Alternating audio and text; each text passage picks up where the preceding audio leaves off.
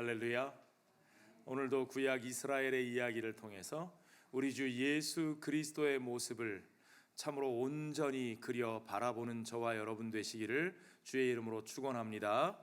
자, 그 구약의 이야기, 이스라엘의 이야기를 통해서 우리 주 예수님의 모습을 그려보는 우리가 시간들을 계속해서 가지고 있는데, 오늘도 역시 퀴즈로 한번 시작하죠. 구약의 이야기, 이스라엘의 이야기에서 아주 중요한 포인트들이 어디에 담겨 있냐면 명절에 담겨 있습니다. 명절, holiday feast. 자, 여러분, 그러면 제가 퀴즈 한번 내볼게요.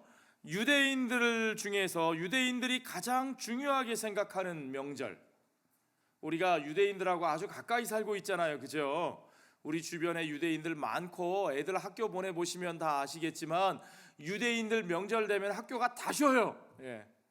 그래서 우리가 유대인들의 명절에 익숙하니까 제가 여러분들이 아실 수 있는 질문을 던지는 거예요. 퀴즈. 유대교에서 가장 중요한 날은 다음 중 언제일까요? 자, 우리 4천만이 원하는 객관식으로 1번 6월절이 언젠지 이제 아시죠? 우리 지난주에 패스오버, 주님께서 여호와께서 이스라엘 백성을 애굽에서 불러내실 때 애굽의 장자를 치시고 이스라엘의 집은 그 죽음이 넘어갔다. 패스오버 1번이에요. 자, 2번 바미츠바. 바미츠바 아세요? 어제 우리 한국 학교 학생 제가 라이드 해주는데, 목사님 오늘 제 친구 바미츠바에 초대받아가지고 오늘 너무 바빠요. 빨리 집에 가서 예쁘게 드레스업하고 저녁에 바미츠바 파티에 가야 돼요. 너 돈 봉투도 가져가야 되겠다? 어떻게 하셨어요? 바미츠바는 가려면 돈 봉투 가져가야 돼요. 성인식. 유대인의 성인식 축하하는 날이 바미츠바예요. 자, 3번 하누카. 메리 크리스마스 대신에 유대인들이 뭐라 그래요? 해피 하누카. 12월 달 겨울에 있는 유대인들의 명절인데, 원래 이 날은 이 파괴되었던 예루살렘 성전을 다시 재건하고 회복하는 것을 기념한 날이에요. 그래서 그들은 이 하누카 데이에 촛불을 켜죠. 크리스마스 시즌이 되면 우리 크리스찬들의 집에는 크리스마스 트리에 불이 들어오는데, 우리 유대인들, 우리 주이시 분들의 집에는 이 촛불, 그렇죠? 하누카 촛불이 켜지는 것을 우리가 아주 가까이서 볼 수 있습니다. 3번이고요. 4번은 무슨 날이냐? 욤키푸르. 미국 사람들은 그냥 욤키퍼 그래요. 욤키퍼. 욤이라는 말은 날, 시간 그런 뜻이고, 창세기에서 첫째 날이라 둘째 날이라 할 때가 그 하욤이라는 말이에요. 욤키푸르. 주께서 우리의 죄를 사해 주시는 속죄일을 말합니다. 욤키푸르. 마지막 5번 불임절. 푸림. 뭐예요 이거는? 에스더 시대에 죽임을 당할 뻔했던 이스라엘 백성들을, 유대인들을 왕후 에스더의 믿음으로 하나님께서 그들을 구원해 주신 날, 유대 민족을 멸절될 위기에서 건져주신 날, 불임절, 푸림.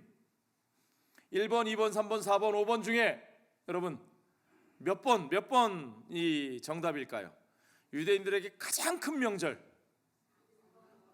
1번이 나왔고 4번도 나왔어요. 4번. 두두두두두두. 뭘까요? 정답은 4번. 정답은 4번입니다. 욤키푸르.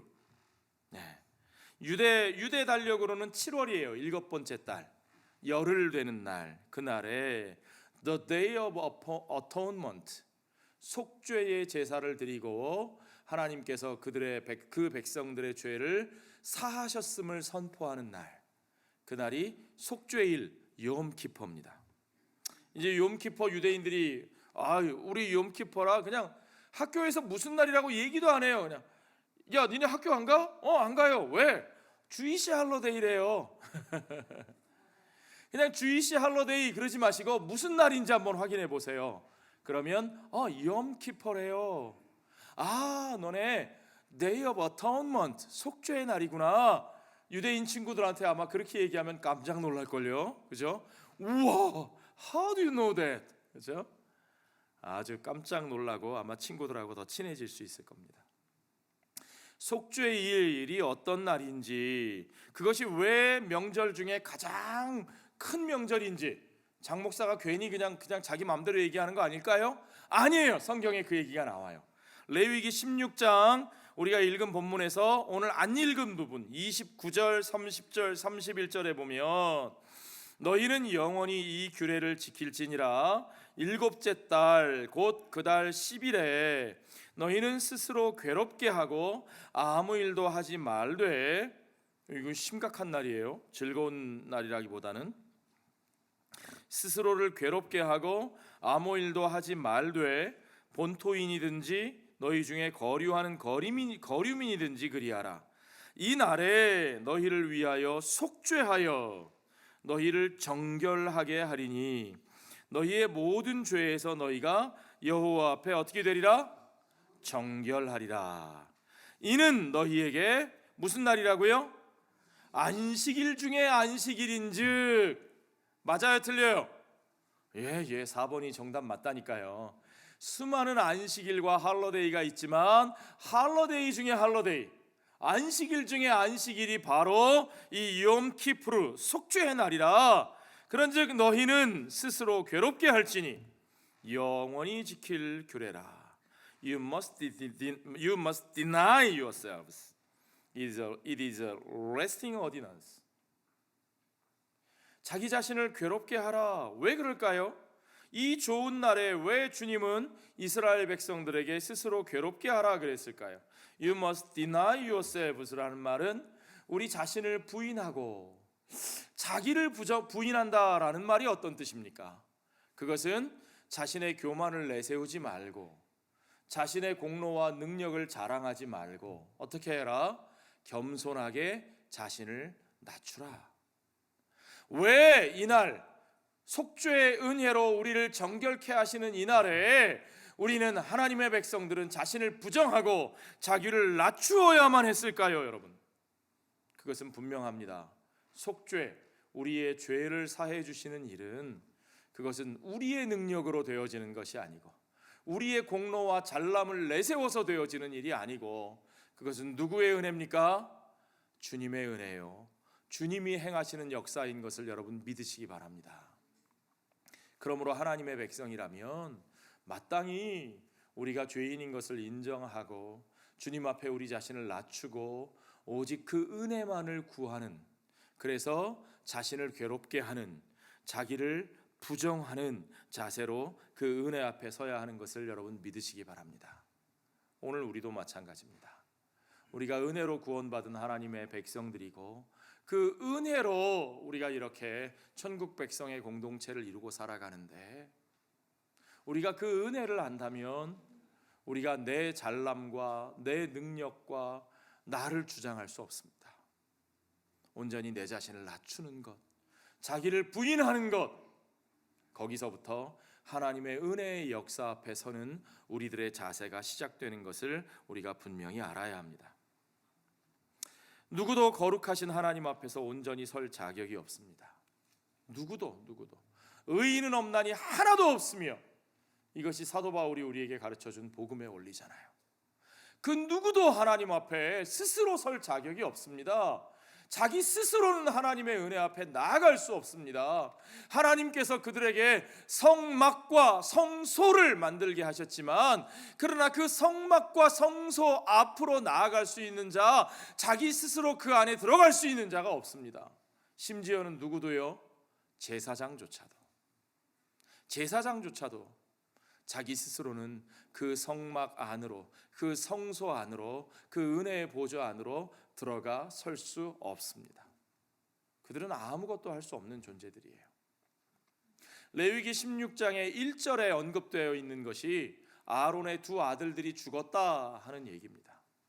여러분 기억나세요? 아론의 두 아들들 나답과 아비후가 왜 죽었는지요? 하나님은 아론과 그의 아들들을 불러 그들을 하나님을 섬기는 백성들을 위하여 하나님께 제사를 드리는 제사장의 직분으로 세우셨습니다. 그들에게 위임의 예식을 하셨고 그리고 어떻게 하나님 앞으로 나아가야 하는지 그 방식을 철저하게 하나님께서 가르치셨어요. 하나님이 주신 규례대로, 하나님이 말씀하신 양식대로 그들은 하나님 앞에 나아가야 되는 거예요. 그런데 나답과 아비후는 하나님 앞에 제사하는 데 있어서 그 하나님의 인도하시는 대로 순종하지 못하고 그들은 자기들이 그냥 아무렇게나 하는 방식으로, 하나님이 정하신 불이 아니라 아무렇게나 지들이 만든 불을 가지고 하나님 앞에, 아이 그건 뭐 다 똑같은 건데 뭐 이렇게 하면 되지, 그러면서 하나님 앞에 제사를 마음대로 드렸다가 그만 그 불이, 하나님의 불이 그들을 삼켜 그들이 불태워져 죽고 말았습니다. 충격적인 일이에요. 제사장이라고 해서 그냥 지멋대로 자기의 능력으로 자기 자격으로 하나님 앞에 설 수 있는 게 아니에요. 아론의 아들들이 아니라 아론 자신이라도 그 누구도 자기를 위한 속죄의 제물을 하나님 앞에 드려야만 했습니다. 그들도 역시 죄인이라는 거죠. 우리가 오늘 읽지 않은 레위기 16장의 앞부분을 잠깐 가보죠. 16장 3절 4절에 보면 아론이 성소에 들어오려면 숫송아지를 속죄 제물로 삼고 수디양을 번제물로 삼고 거룩한 세마포 속옷을 입으며 세마포 속바지를 몸에 입고 세마포 띠를 띠며 세마포 관을 쓸지니 세마포 몇 번 나왔어요? 4번이나 반복해서 나왔죠. 세마포가 뭐예요? 세마포가 원래 제사장은 세마포 입어요? 아니요. 원래 제사장은 화려한 예복이 있어요. 그 제사장의 예복에는요 막 그냥 청색실, 홍색실, 자색실로 꼬아 정교하게 만든 옷과 그리고 거기에 보석이 주렁주렁 달려있는 그런 옷이에요. 그러나 하나님 앞에 나아갈 때 그들은 그 옷을 입지 못합니다. 속죄의 제사를 드릴 때 그들은 세마포, 속옷부터 머리에 쓰는 관까지 세마포, 영어에는 리넨 그렇게 돼 있어요. 마치 호텔방에서 하얗게 그 호텔 침대보 덮는, 매일매일 그거 걷어다가 이렇게 빠는 그 리넨 룸이 있죠, 호텔마다. 그런 깨끗하고 소박한 천, 우리말로 하면 세마포도 여러분 아시는 분 아시죠? 다른 말로 하면 배옷, 삼배, 그렇죠? 예. 어떤 때 입는 옷이에요? 정말 스스로를 낮추고 겸손하게 설 때에. 한국 사람들은 전통적으로 장례식 때 그 배옷을 입었죠. 하얀 배옷. 제사장은 그 옷을 입고 먼저 자신을 위하여 속죄의 제물을 드리고 번제물을 드리고, 그러니까 제사장도 그 자체로 하나님 앞에 설 수 있는 존재가 아니라는 거예요. 철저하게 must deny themselves, 자기 자신을 부정하고 낮추지 아니하면 하나님의 은혜의 보좌 앞에 나아갈 수 없다는 거예요. 오늘 우리가 읽은 본문의 첫 구절 11절부터 보니까 아론은 자기를 위한 속죄제의 숫송아지를 드리되 자기와 집안을 위하여 속죄하고, 그들도 죄인이라는 거죠. 자기를 위한 그 속죄제 숫송아지를 잡고 향로를 가져다가, 왜? 향로를 가져가야 돼요. 여호와 앞 제단 위에서 피운 불을 그것에 채우고, 향로에 불을 채우고 거기다 곱게 간 향기로운 향을 두 손에 채워가지고 그걸 들고 휘장 안에 들어가요. 이 휘장은 어디냐? 지성소를 말하는 겁니다. 하나님의 은혜의 보좌 시은소가 있는 지성소로 들어가는데 향로에 향을 가득 채우고 불 피워서 들어가요. 왜 그래야 되느냐? 13절에 보세요. 여호와 앞에서 분향하여 향연으로, 그 향의 연기로 증거궤 위 속죄소를 가리게 할지니, 그 은혜의 보좌, 하나님이 앉으시는, 하나님의 임재가 이루어지는 그 자리를 가리래요. 가리지 아니하면 그가 죽을 것이고, 그것을 그 연기로 가려야만 그가 죽지 아니할 것이라. 왜요?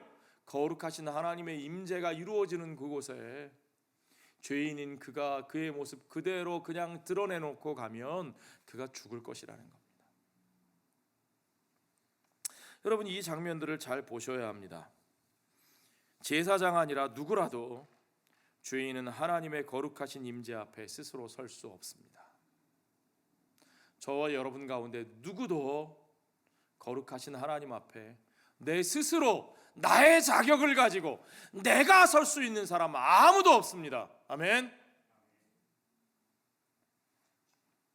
심지어는 사람뿐만 아니라 오늘 본문에 보니까 성소도, 그 성소, 하나님 앞에 제사를 드리는 그 성소 자체, 그게 얼마나 거룩한 곳이에요. 그래서 sacred place, holy place예요. 회막이 뭡니까? 하나님께서 출애굽 이후에 이스라엘에게 식양대로 만들어서 하나님의 백성들이 거기 모여 제사를 드리라 한 그 the tent of meeting, 회막, tabernacle, 그 거룩한 회막, 우리가 정성껏 하나님 앞에 지은 이 예배의 공간도, 그곳에서 하나님 앞에 제물을 드리는 제단, 알타, 그 제단 그 자체도, 그 어떤 것도 그 자체로는 거룩하지 않은 것을 우리에게 보여줍니다. 그래서 어떻게 해요? 제단 앞으로 나와서 제단을 위해서 속죄해요. 이건 제단이 아니고 강단이에요. 이거는 알타가 아니라 풀빛이에요. 우리에겐 제단이 필요 없습니다. 왜요? 그리스도께서 온전한 제사를 단번에 드리셨기 때문에. 어쨌든 예전에는 여기 우리가 처음 이 예배당 살 때 여기 루터교 성례전을 강조하는 교파의 예배당이었기 때문에 여기 큰 알타가 있었어요. 우리 장로님들 기억나시죠? 여기 큰 알타가 있었어요. 제단이라고 부르는. 어쨌든 그 알타도 무엇을 해요? 속죄해요. 18절에 보니까 그는 여호와 앞 제단으로 나와서 그것을 위해서 뭐래요? 속죄할지니. 19절에 이스라엘 자손의 부정에서 제단을 어떻게 해요? 성결하게. 그 말은 제단이 늘 성결하다는 얘기예요? 안 성결하다는 얘기예요? 안 성결하다는 얘기예요. 20절에 그 성소와 회막과 제단을 위하여 무엇하기를 마친 후에? 속죄하기를 마친 후에. 그러니까 성소뿐만 아니라 지성소, most holy place까지도, 그 지성소와 회막과 제단조차도 그 자체로 거룩하다 안 하다? 거룩하지 않다. 그 자체로 거룩한 것은 아무것도 없다. 여러분, 이것이 성경이 우리에게 가르쳐주는 하나님 앞에 가장 중요한 원리입니다. 하나님 한 분 외에 그 자체로 거룩한 것은 아무것도 없다. 그런데 그 거룩한 것을 하나님의 거룩한 임재에 쓰임받게 하시기 위해서 하나님은 그것을 어떻게 하라고 하신다? 속죄하게 하신다. 무엇을 가지고 속죄해요? 오늘 우리가 읽은 본문 한눈에 안 들어오시면 집에 가셔서 레위기 15장, 16장, 17장을 자세히 한번 읽어보셔요. 무엇을 가지고 그것을 성결하게 합니까? 무엇으로요? 피로. 그렇죠. 하나님 앞에 드린 희생 제물의 피로 그것을 정결하게 하는 거죠. 그것을 atonement, 그것을 속죄라고 말하는 거예요. 모든 것은, 하나님 앞에 나아가는 모든 것은, 하나님 앞에 쓰임받는 모든 것은 그 피로 정결하게 됩니다. 14절에 보세요. 그는 또 숫송아지의 피를 가져다가 손가락으로 속죄소 동쪽에 뿌리고, 스프링클 하는 거예요.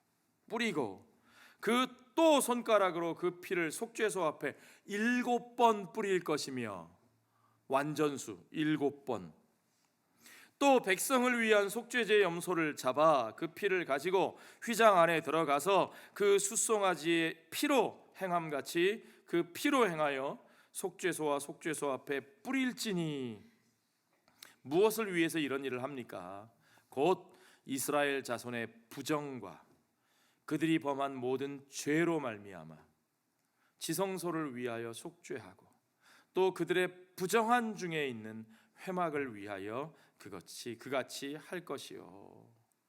그가 지성소에 속죄하러 들어가서 자기와 그의 집안과 이스라엘 온 회중을 위하여 속죄하고 나오기까지는 누구도 회막에 있을 수 있어요, 없어요?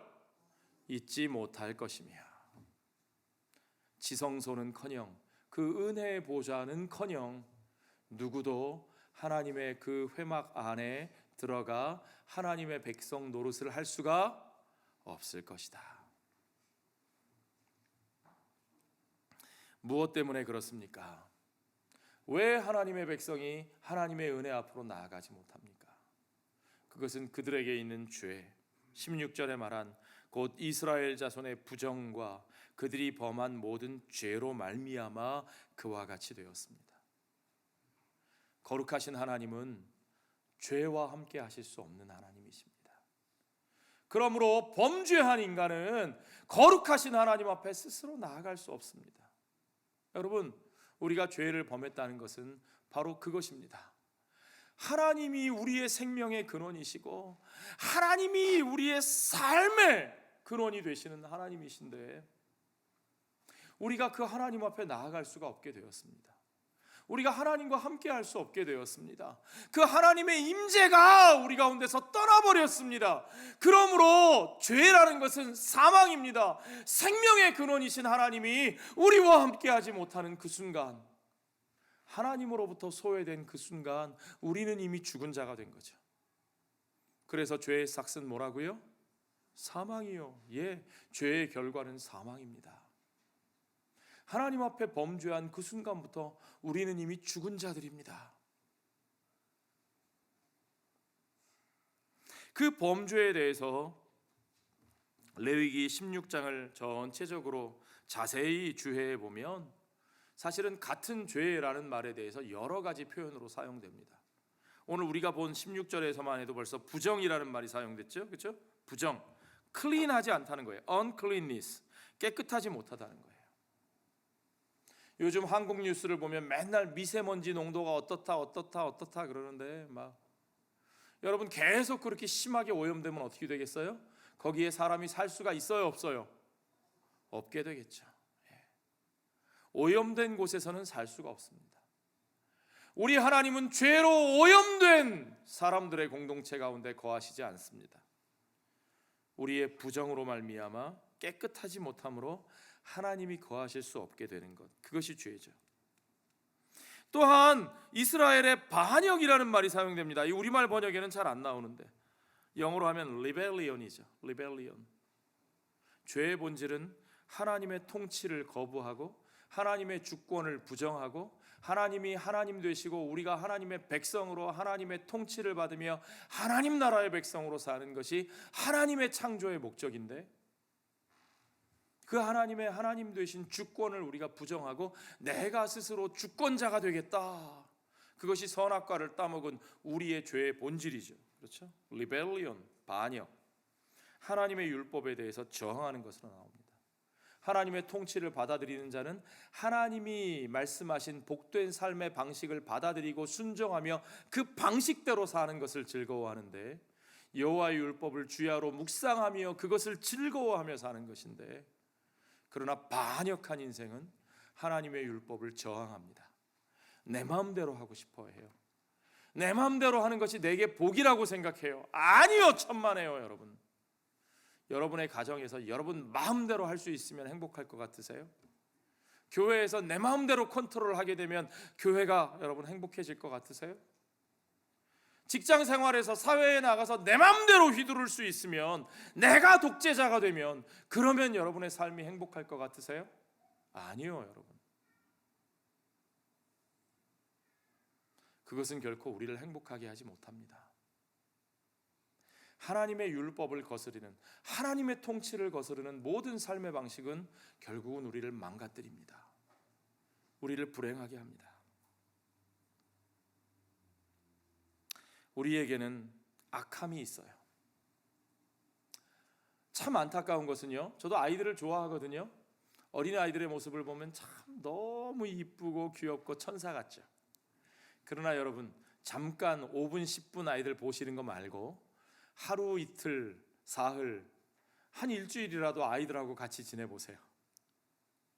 아이들이 그렇게 착하기만 할까요? 아니요. 어떤 때 보면 정말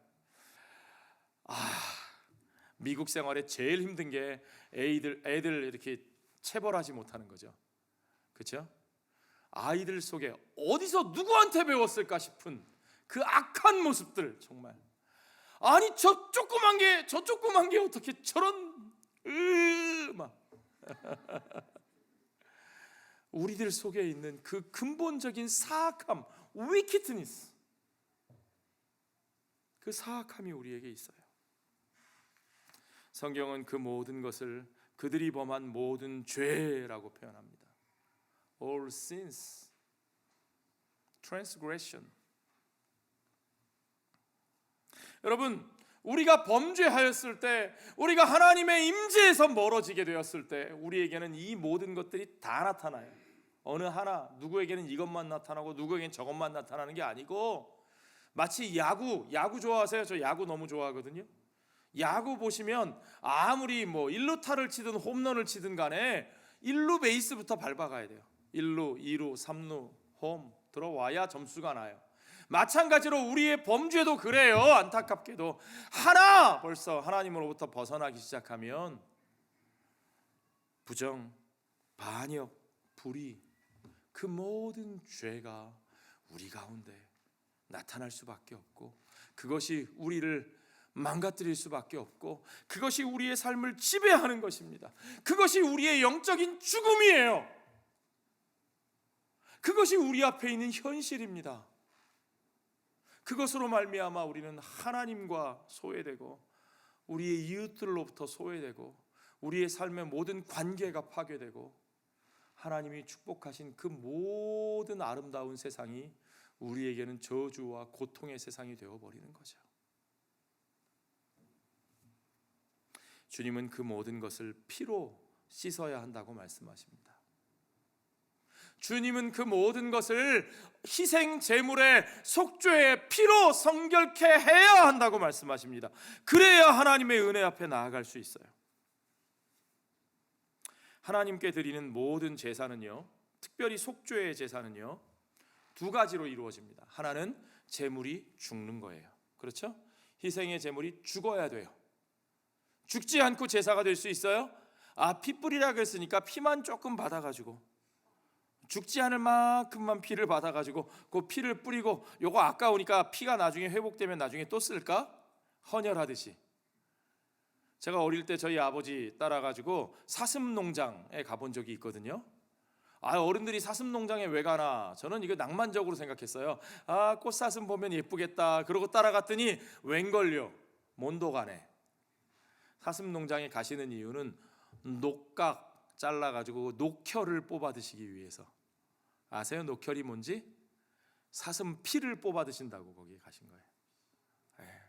살아있는 사슴의 그 뿔을 잘라서 거기서 나오는 피를 받아가지고, 죄송합니다. 우리 아버지가 들으시면 기분 나빠하실 텐데. 이르지 마세요, 저희 아버지께. 제가 이런 얘기했다고. 그 피를, 그게 몸에 좋다고들 어르신들이 나눠 드시는 거예요. 그런데 그 조금 먹고 그 다음에 또 지나면 또 그 피, 또 사슴 뿔 자라면 또 잘라서 또 먹고 그런데요. 희생의 제물도 그렇게 드릴 수 있을까요? 아니요. 희생의 제물은 하나님 앞에 죽는 겁니다. 제사는 반드시 죽는 겁니다. 그리고 그 죽은 제물의 피를 가지고 하나님 앞에 쓰임받는 모든 것들을 정결케 하는 겁니다. 피는 생명이라고 말씀드렸죠? 피는 곧 생명입니다. 우리의 죄는 하나님 앞에 그 죽음과 생명을 드림으로 말미암아 오직 그것으로만 갚아질 수 있는 겁니다. 다른 것으로 갚을 수 없습니다. 우리가 헌금을 많이 하면 갚아지나요? 우리가 착하게 살려고 노력하면 갚아지나요? 아니요. 우리의 죄는 반드시 그 피, 그 생명으로만 갚을 수 있는 겁니다. 성전이라고 하는 것, 성막이라고 하는 것, 거기서 드려지는 제사의 핵심은 바로 그 속죄에 있습니다. 그 속죄, 그 죽음과 그 피, 그 생명을 통해서 우리의 죄의 값을 치르고 나서야 우리는 하나님의 은혜의 보좌 앞으로 나아갈 수 있는 거예요. 하나님의 임재가 우리 가운데 이루어질 수 있다는 뜻이에요. 성막에 성소가 있고 성소 안에 지성소가 있고 그 지성소의 가장 중요한 자리에 있는 것이 시은소, 은혜의 보좌, the mercy seat. 그 mercy seat이 뭐냐? 하나님의 임재가 이루어지는 장소가 바로 그 mercy seat인데, 그 mercy seat에다가 제물의 피를 뿌리는 것이 중요합니다. 그 피를 통해서만 하나님이 우리와 함께 하시는 그 은혜의 역사가 이루어지게 되는 것을 우리에게 보여주시는 거죠. 저는 지금 석주째 구약의 이스라엘의 이야기를 통해서 누구의 모습을 그려보겠다고 말씀드렸어요? 우리 주 예수 그리스도의 모습을 그려보고 있습니다. 바로 이 성소의 모습이야말로 우리 주 예수 그리스도의 모습을 우리에게 가장 뚜렷한 그림으로 보여주는 아름다운 하나님이 그려내신 그림입니다. 은혜의 그림이죠. 그 은혜의 보좌 앞에 서려면 그 피를 뿌립니다. 육체적 죽음의 증거가 하나님 앞에 드려져야 합니다. 우리의 악행과 부정함으로 잃어버렸던 그 생명과 이제 그 희생 제물의 생명이 맞교환하여 우리에게 생명이 주어지는 거예요.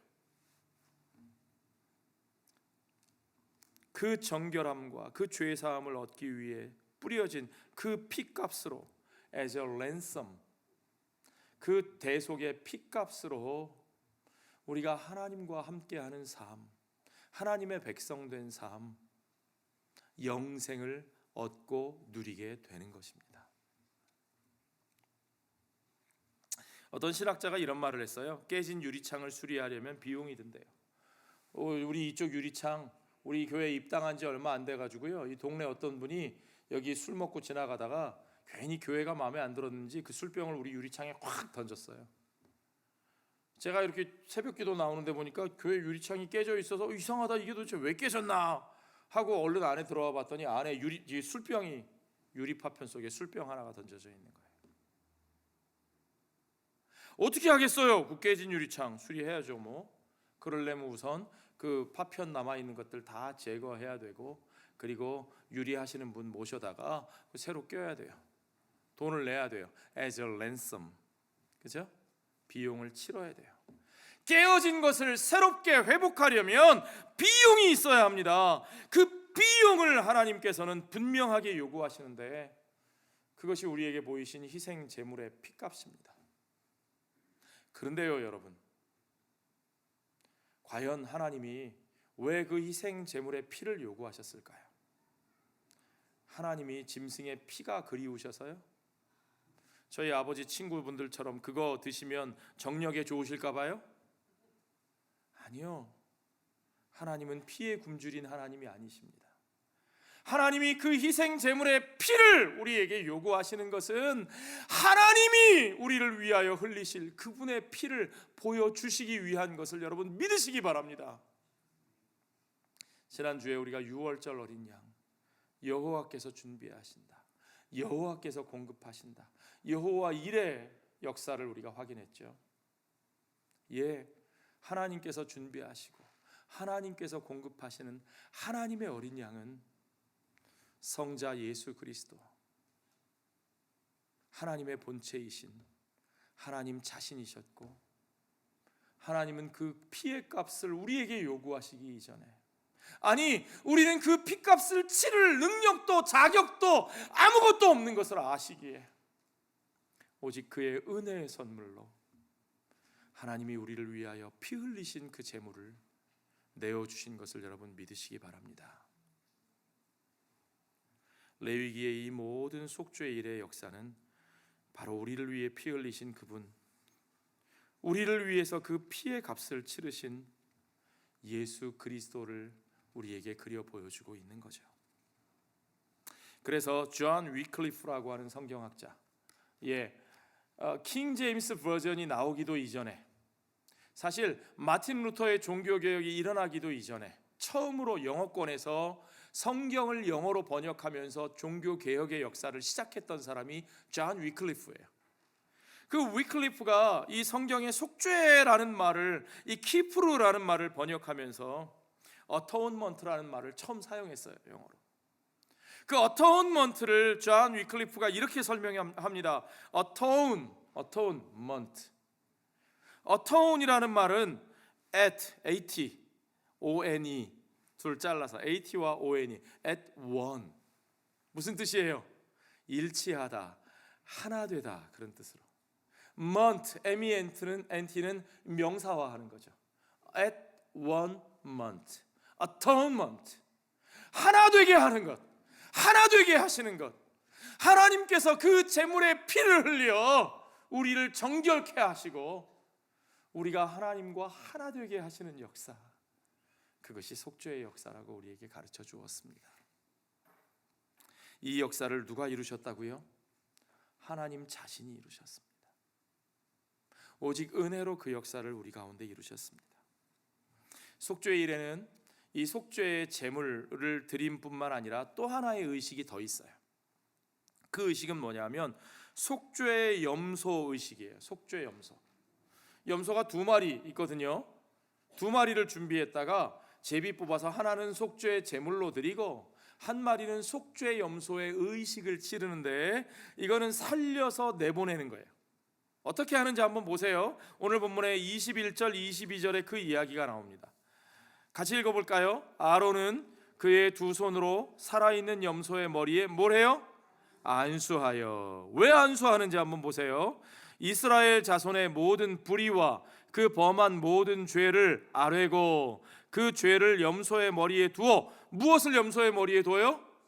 이스라엘의 죄를 그 염소에게 안수해서 그 염소에게 뒤집어 씌우는 거예요. 염소가 억울할까요? 그 염소에게 전가하는 거예요. 그리고 미리 정한 사람에게 맡겨서 그 염소를 어떻게 해요? 광야로 보냅니다. Into the wilderness.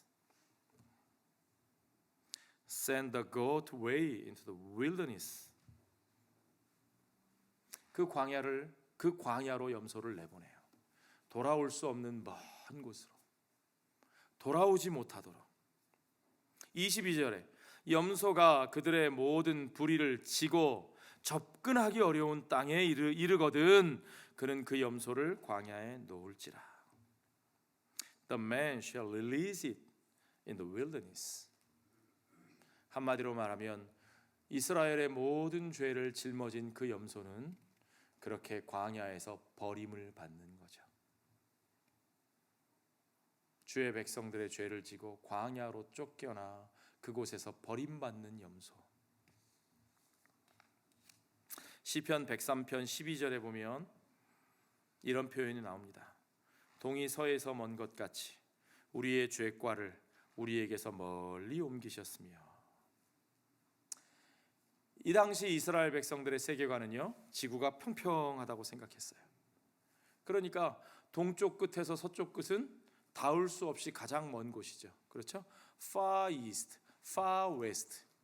옛날에 서양 사람들이 우리 동양, 이 한국, 중국, 일본을 발견하고는 진짜 동쪽 끝이다. 그래서 Far East 그랬어요. Far East.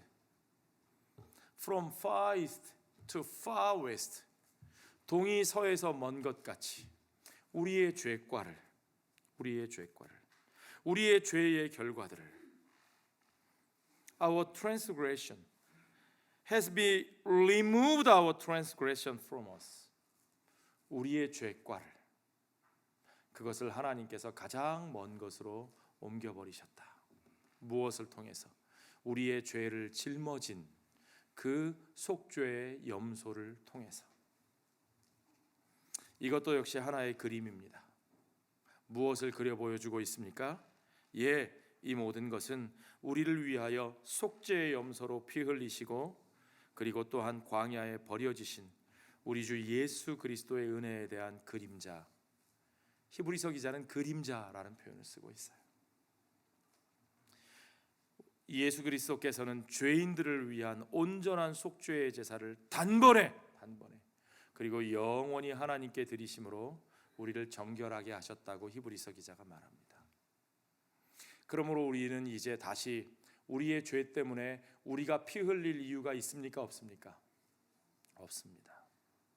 하나님은 우리에게 또다시 무언가 피 흘리는 제물을 요구하실까요? 안 하실까요? 안 하십니다. 안 하십니다.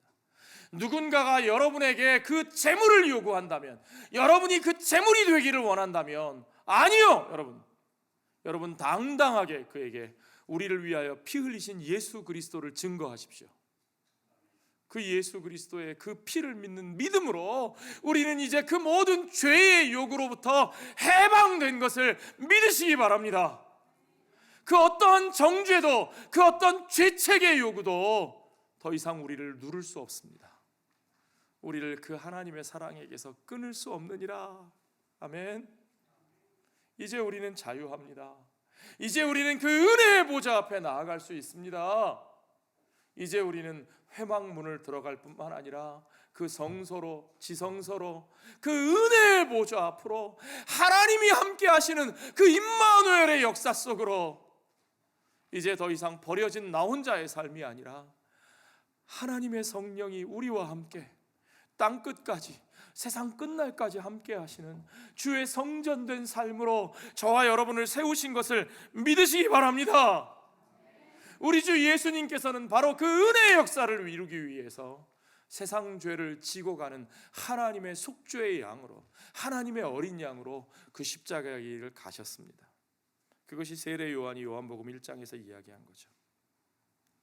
고린도 후서 5장 21절에 보면 하나님이 죄를 알지도 못하신 이를 우리를 대신하여 죄로 삼으신 것은 우리로 하여금 그 안에서 하나님의 의가 되게 하려 하심이라. 예수 그리스도는 죄를 알지도 못하신 하나님의 아들이신데 죄를 알지도 못한 그에게 죄의 대가를 지게 하시고, 우리에게는 아무런 의의가 없는 사람들인데 의의가 없는 우리들에게 예수 그리스도의 그 의의를 덧입히셨습니다. 아멘. 베드로전서 2장 24절은 친히 나무에 달려 그 몸으로 우리 죄를 담당하셨으니 이는 우리로 죄에 대하여 죽고 의에 대하여 살게 하려 하십니다. 무엇에 대하여 죽고? 죄에 대하여 죽고. 무엇에 대하여 살고? 의에 대하여 살게 하심이라. 이제 우리에게 우리의 의가 아니라 예수 그리스도의 의가 역사합니다. 우리가 예수 그리스도의 그 십자가의 죽음과 함께 우리 자신을 부정하고, You must deny yourselves, 우리 자신을 부정하고 그리스도와 연합하여 Union with Christ, 그와 함께 이제 그의 의에 참여한 삶을 살게 되는, 은혜로 그 의와 그 생명을 살게 되는 역사가 저와 여러분 가운데 일어납니다. 히브리서 기자는 이렇게 말합니다. 9장 28절에 이와 같이 그리스도도 많은 사람의 죄를 담당하시려고 단번에 들이신 바 되셨고, 다시 반복할 필요 없습니다. 우리에게 피를 요구하지 않습니다. 구원에 이르게 하기 위하여 죄와 상관없이 자기를 바라는 자들에게 두 번째 나타나시리라. 그를 바라보는 우리들에게, 믿음 안에서 사는 우리들에게 반드시 우리 주님 다시 오셔서 우리를 완전히 의롭고 정결한 모습으로 세워 우리를 정결한 그의 신부로 맞아들이시는 그날이 있는 것을 믿으시기 바랍니다. 히브리서 13장은 속죄의 염소의 모습을 더 구체적으로 그려 보여줍니다. 히브리서 13장 12절 말씀에 그러므로 예수도 자기 피로써 백성을 거룩하게 하려고 어디에서? 성문 밖에서, outside the city gate, 그 성문 안에 머물러 계시지 아니하시고 그 진영 안에 머물러 있지 못하고 광야로 쫓겨가는 그 속죄의 염소와 같이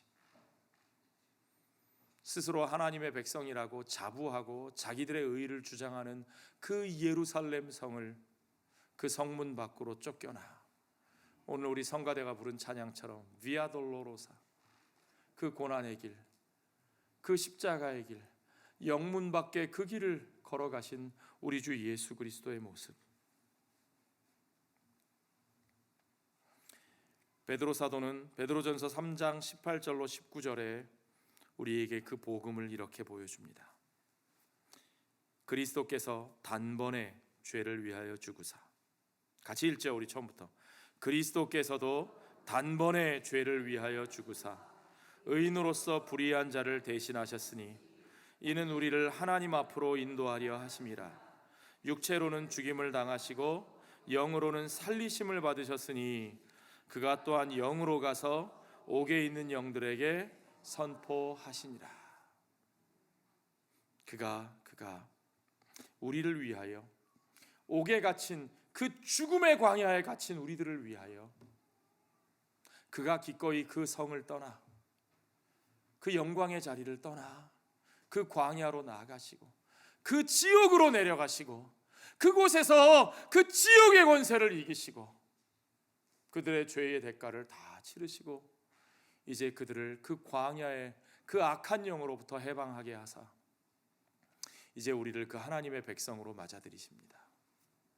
새 예루살렘, 하나님의 백성의 그 놀라운 거처로 그곳으로 우리를 맞아들이십니다.